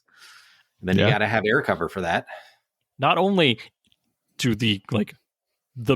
we always talk does the average mercenary company own a jump ship? And the answer is no. The Grey Death Legion is the exception that owns a jump ship. Pirates, but if you're out of if you're not operating within the law, you can't just go up there and rent a drop ship.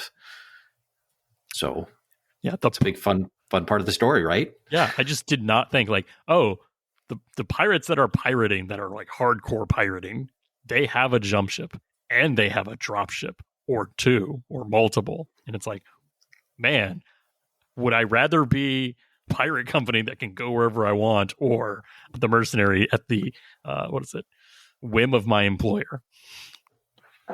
I want a story about a jump ship captain that only caters to pirates. It's probably just as interesting as the stories about jump ship captains that are being fooled by somebody coming up for a job, and then a bunch of pirates, all the ones who can't pilot mechs, just come flooding in there and take over the jump ship, manage to get a jump in, but realize that they've killed too many people to keep the jump ship running by itself, so they have to abandon it and then go start the process all over again. Horrible. Yeah. Wasteful. Well, pirate. 100% pirate. Yeah. The other half to the whole arrow thing is most of the raids happen in space, at the jump points. They catch you when you're waiting for the taxi, essentially. They mug you. It's they've got the aerospace fighters, which you need good aerospace fighters. You need to be able to destroy the jump ships defending aerospace fighters. So they are defenseless. And you can shoot their solar sails so they can't charge up, and they're waiting. And it's as long as they don't have a double jump battery, you're pretty okay. They're trapped for a while. So then you're hey, we can kill you or we can take your stuff. And that's the easy method, apparently. I mean, that makes a lot of sense. Yeah. I did not think this. We get so invested in battle tech on ground, fighting, I have to jump in, deploy the dropships. Nothing bad happens until I'm deploying and get out, and then it's a battle. Yeah. No, pirates, they're starting at step, A.1. Fight them as soon as they get in system, or be there when they get there. It's whoa, okay. Yeah, it's good. It's a good way for them to get a lot of material easily, asterisk, when they need it, if they can catch someone there. But the problem is when there isn't a lot of traffic, so they have to go down and raid planets for resources, and that's when those planets hire fledgling mercenary units to garrison their planet against those incursions. So it's great. It's great if you can catch someone at the jump point, but if no one's jumping in, you've got to make planetfall. Yeah. So the only other part of the vehicle and infantry, those are extremely secondary or tertiary even. They're only used if the mech can't do the job. Like you're only using something like for artillery or to transport something like, oh, we got to get documents. Like the pirates have a quote mercenary level contract where they're getting small things, small rare items out of a museum or something.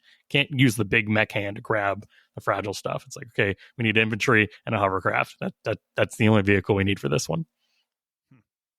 Yeah, the mechs will kill the militia, and then the little guys go in. Well, the vehicles need fuel. Mechs don't really need that with their fusion engines. There's a lot more maintenance and stuff. Yeah, it makes sense. I would say the other side of that would be like motorized infantry, motorcycles, things that don't take a lot of fuel and are easy to cobble together and repair.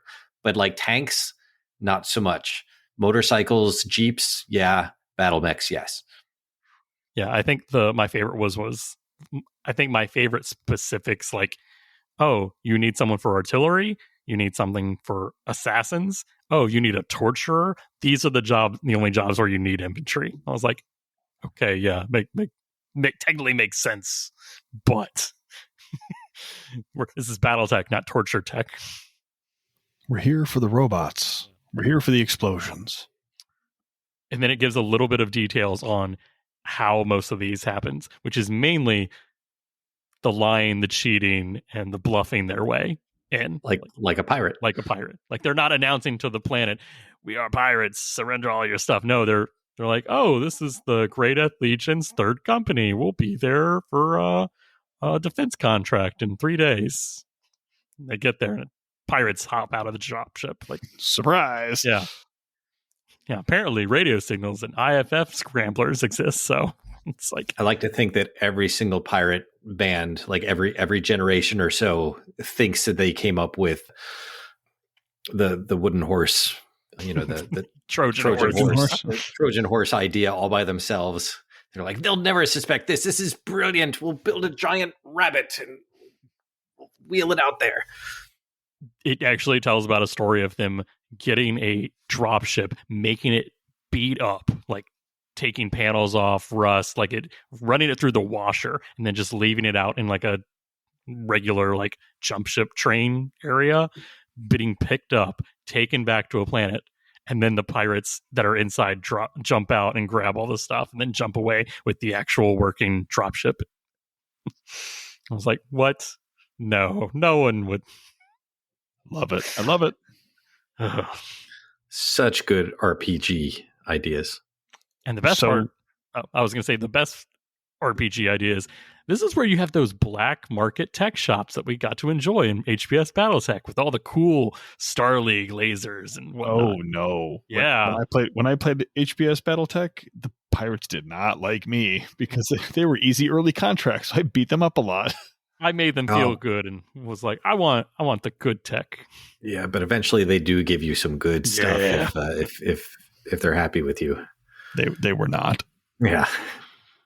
So, but we've talked a lot about, in the lore how they operate and everything else. But on the table, how do they play? Are they really that different than any other faction?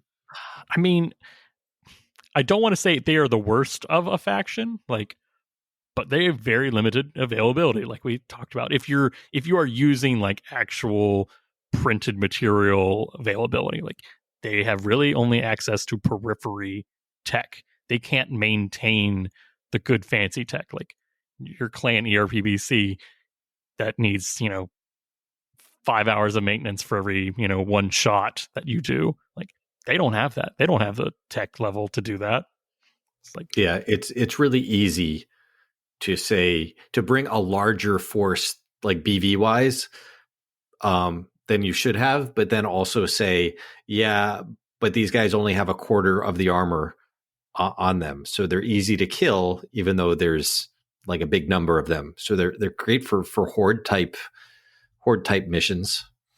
Oh my gosh, just like the HVS Battletech introductory missions where it's like, oh my god, I'm fighting a grasshopper. Pirates. Why does it only have 10 armor? Yeah. So many pirates. Yeah.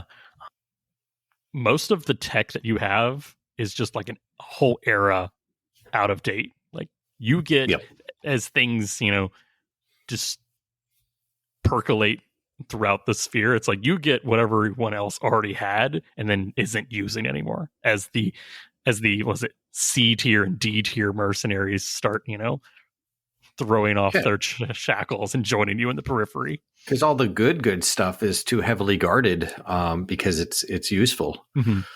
So you get whatever you could scrounge away from other people, or what you managed to bring with you when you abandoned whatever legitimate job you had. And a lot of times it's almost just better to sell that than to like keep it. So yeah, there's, like I said, there's not really restrictions. You just don't expect access to anything optimized. Like you definitely don't have the perfect tool for the job. You have a tool, you have a nail and a hammer, and you got to make that work for everything. I think that's a good point. There aren't any real restrictions except for what you apply to them for flavor. I will say they most commonly have energy weapons. Well, that makes sense. You don't want to have supply chains to get ammo or missiles. You just shoot PPCs and stuff. Yeah. Like when I looked at like units that are actually like flavored as this is a pirate one, it's like, no, that's just all energy weapons. It's like no resupplying. The supply chain is non-existent. And if it is, it's you got to take something back to your pirate base and pay some guy to put ammo in it. It's like that's a lot of resources. Got to make ammo. You don't want to make ammo. You want to steal things. So, look, if you have energy weapons, you don't need to reload your guns. If you don't need to reload your guns, that means you have more free time for raiding stuff. There is actually an XTRO pirate, and I was like, oh, this is great. Experimental pirate tech. This is the best. What is in the experimental pirate tech, Josh? Would you like stealth VTOLs to get your booty up to the dropship faster and stealthier? I mean, I would think so if it were really my life on the line. Yeah. Heavy stealth Karnov. And technically, Darkcast pirate or, clan pirates, they have the stealth and her, which is the other VTOL. It's like, man, pirates really just like stealth VTOLs. I mean, it makes sense. It's flavorful and they're hard to shoot. And then I looked at the combat vehicles. It's like, oh, most of these are just stolen. Yeah. Drive it like you stole it. Hey, look, there is a great Shadowhawk that I think would make a fantastic pirate mech if they could steal it. Which one is that? It's the 5S. It's only got energy weapons. It is fast for a Shadowhawk. It goes 695. It's got large laser, 4 medium lasers. And then it has the ECM and the active probe. And so it's got hands so it can pick things up. And it's got hidden cargo space in the head so you can smuggle things around. I thought that. I expected more pirate mechs to have internal cargo space in the mech. And I was sad that they did not. Yeah. It also happens to be the mech that I am an official pilot of. There you go. The Il Clan Rec Guide. But you're not a pirate. Not in universe. I mean, I could have been. We don't know because allegedly I got killed. But if I didn't, then I'm out there being a pirate because I'm under the law now. It's true. I'm legally dead for tax purposes. That's right. Yeah, and the pirate mechs are mainly energy focused and have some melee. They really like their melee, which I thought was cool. Battle fists on this sucker. Yeah. See, it all works. What I liked about it in the XTRO is it gave a different pirate mech from different areas. There are Capellan pirates, there are Federated Suns pirates, there are Lyran pirates. Pirates is not a one area issue. But there are no Draconis Combine pirates. Oh. Allegedly. Actually, they have a fancy term that they call themselves. They're not pirates. No, they're just the criminal underworld that operates somewhat illegal/legally. It's like Yakuza. Yeah. Yeah, so that's actually is what it calls the DCMS pirates. The pirate mechs are all painted on the left side with fancy tattoos and stuff. It makes it really hard to stealth around. But yeah, so I enjoyed that XTRO. It was neat. But then I did want to talk about a little bit of pirate tech, just like things that you see pirates using that are fun to use. Like if you're trying to do a more narrative, like, okay, this is an established pirate outfit. This isn't just disgruntled mercenary with less armor. So of course, because I took the Brigand, which is the only pirate made battle mech, 25 tons, there's like a bunch of variants actually. But the one I took had rocket launchers. And I think we've talked about them once. Rocket launchers are what MRMs wish they were. They are +1 to hit, so even standing still, they're just like an MRM, but they are one shot, and they do not explode if they are crit because that's how one shot weapons operate. And what's cool about them is they have a different range based on the size of the rocket launcher. Interesting. Yeah, for mechs, you've got rocket launcher 10, 15s, and 20s. And you actually have rocket launchers for battle armor 1 through 5. So it's real easy. Rocket launcher 10s have a 5, 11, 18. So they're kind of like your long range rockets. 15s have a 4, 9, 15 range profile. So a little bit better than SRMs, actually. Like, actually a lot better. Yeah, but they're only one shot. So they're only one shot. Yeah, but you can put a lot on there on your guys. And the big boy, the rocket launcher 20, is 3, 7, 12. So that's pretty good reach, actually. Yeah.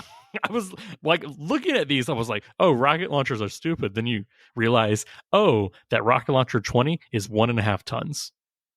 Yeah, that what the Commando 4H, I think, is totally a pirate commando. It's got its 2 medium lasers and like 6 rocket launcher 15s. It will do some damage once. It's like the Claymore.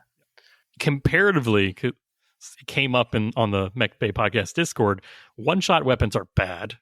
They weigh 0.5 ton more than the launcher. So you are paying, or like to shoot an SRM 6, you pay for the 6 and 1 ton of ammo. A one-shot SRM 6 is just 0.5 ton more than the regular launcher itself. So it's like, why would I not shoot a full ton of ammo? But a rocket launcher, completely designed just to shoot those out. So cool. Yeah. We have the Marian hegemony to thank for these, which is why so many H variant / model mechs have rocket launchers, because lasers are easy, missiles are hard, but dumb missiles are easier. So yeah, you'll probably be hearing me take a little bit more rocket launcher mechs, because hey, I don't need 50 shots of SRM2 ammo. I just need a couple rocket launcher 10s to do the same job. For real, a commando is not going to last 3 or 4 turns, so it doesn't need anything other than one-shot weapons. Yeah, each time I fired the Brigand's rocket launchers in those tournaments, it was like, oh, I'm firing both. I don't care about the heat they generate. I'm going to be dead this turn. I'm going to shoot technically 60 possible damage. It's still groups of 5, just like all the other missiles. But hey, that's okay. I accept it. Yeah, let her rip.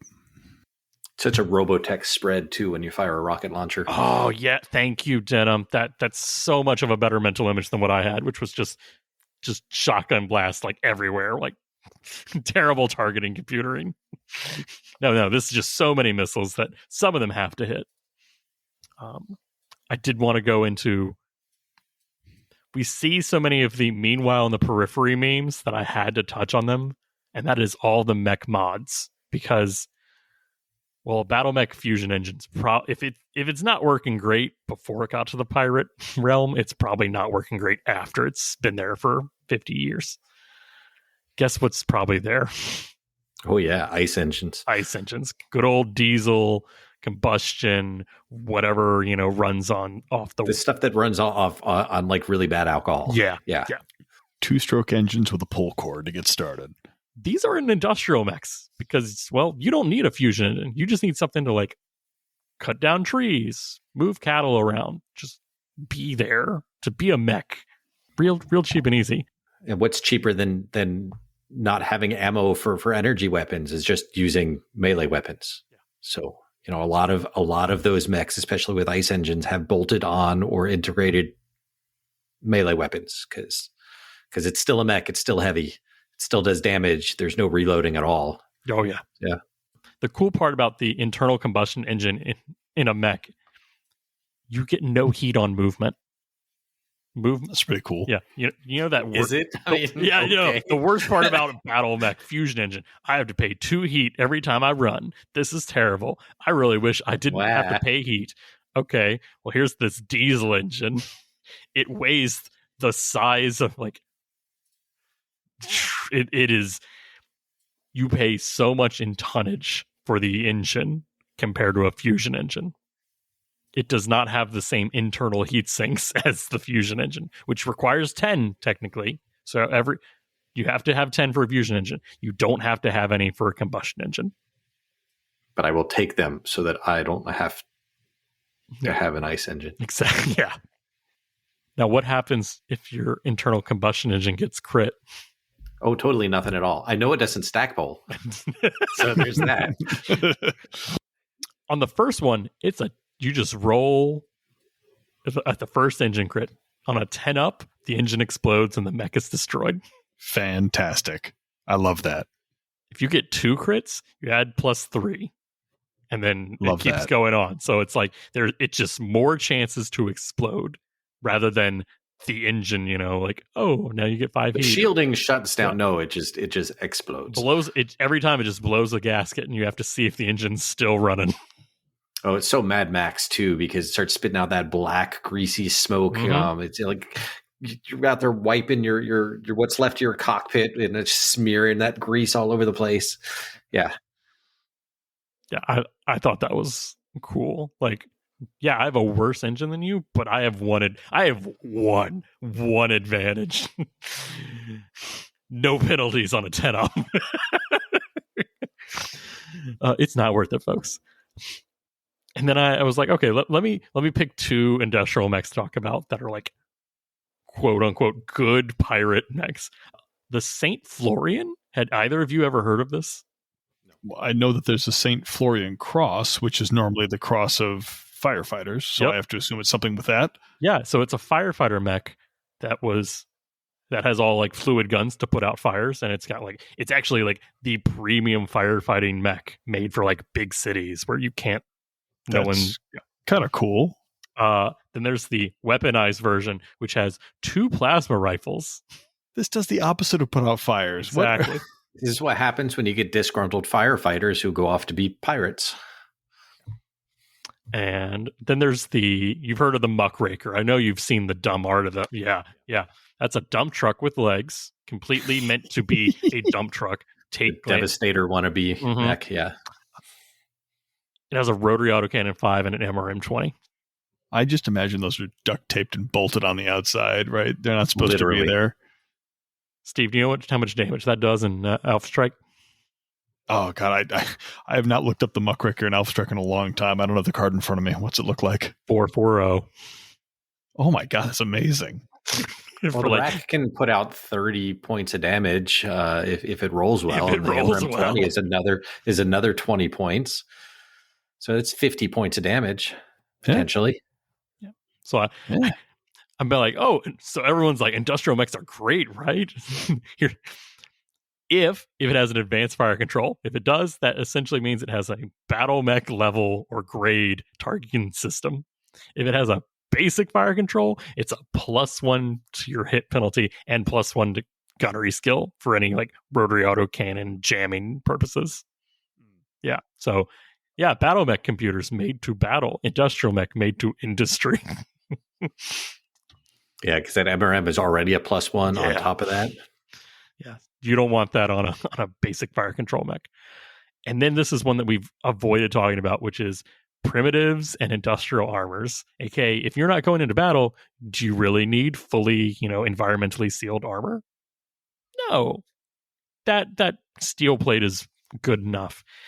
Yeah, It's called Bar 10. You know what the bar means, Steve? Oh, I play I play the BattleTech RPG.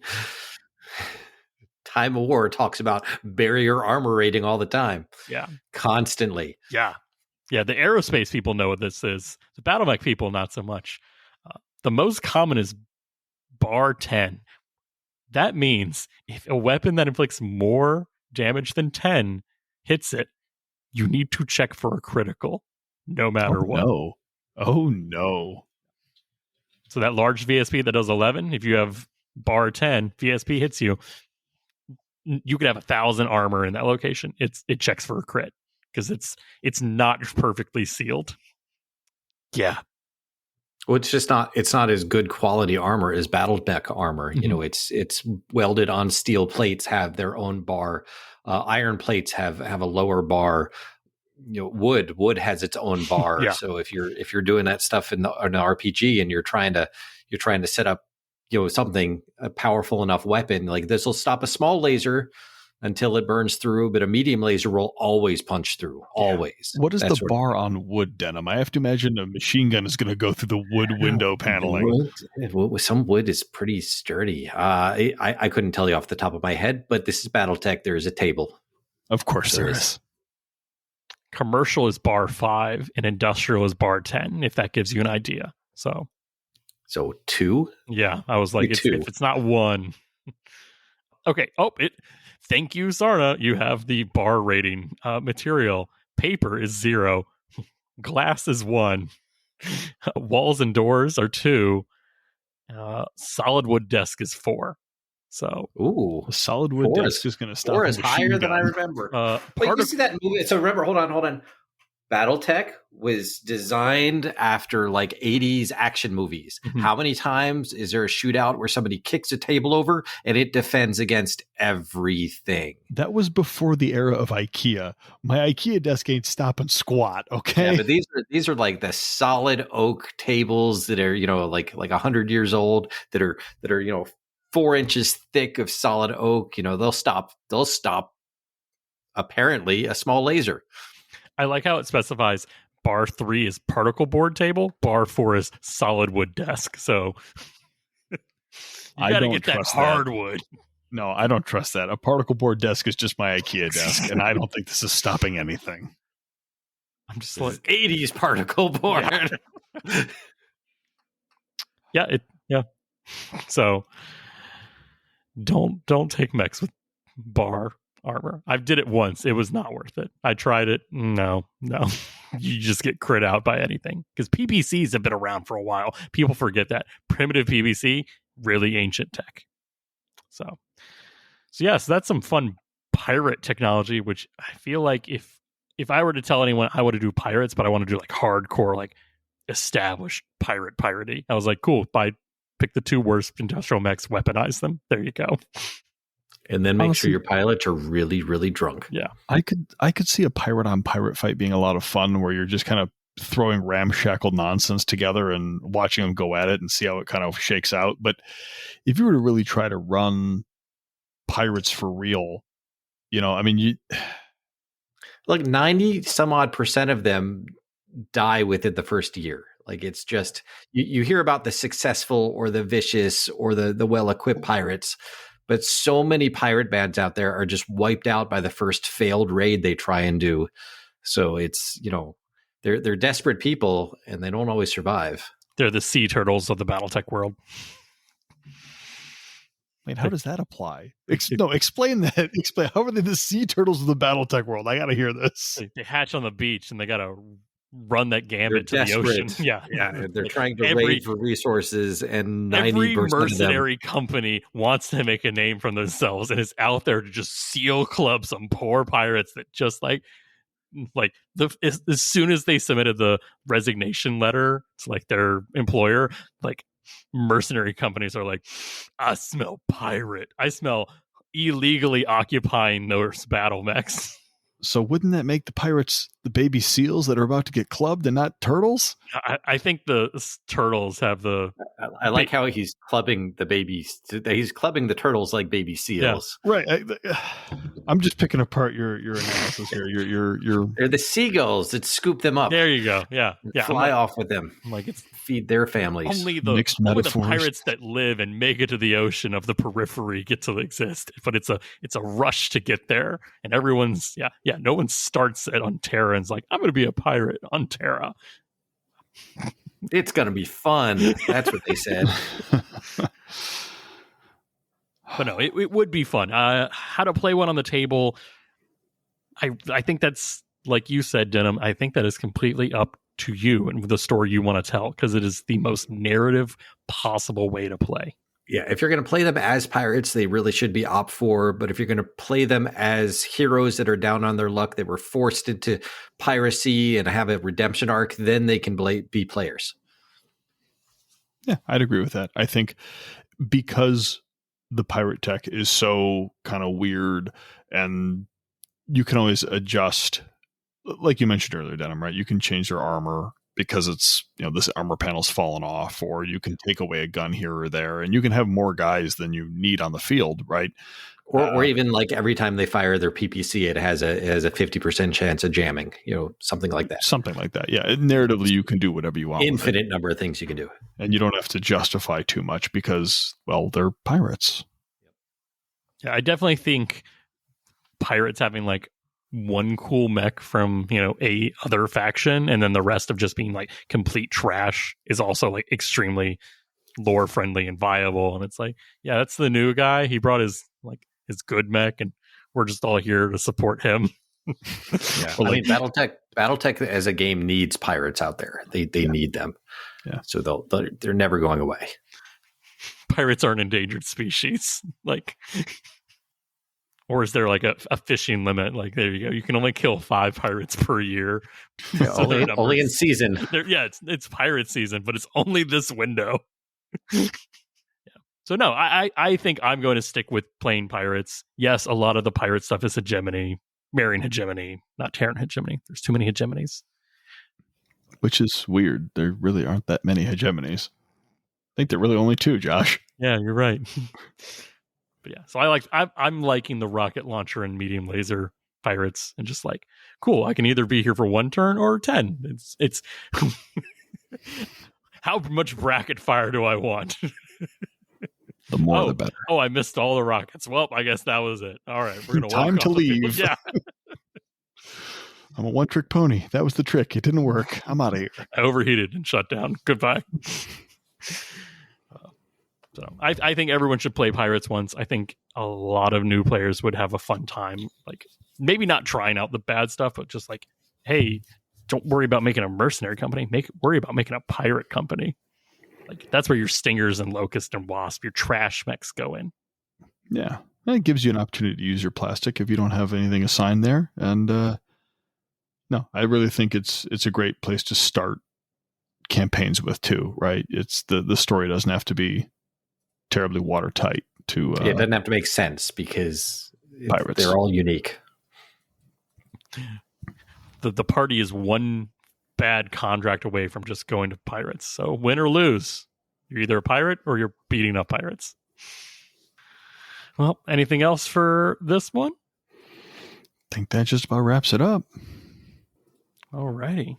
Steve, you wanted to send us home? Sure. We want to thank all of our patrons who make this possible. And if you'd like to get access to some of the additional content and more intimate discussions with us, please consider supporting us on Patreon. If you want to write to us about a topic, a question, list review, or just want to tell us what we're doing wrong, contact us at the mechbaypodcast@gmail.com. Finally, if you want to join in the conversation, feel free to join the Discord where we discuss robots all the time and a lot of other weird stuff too. Thank you all for listening. And remember, it's not really piracy as long as you have a letter of marque.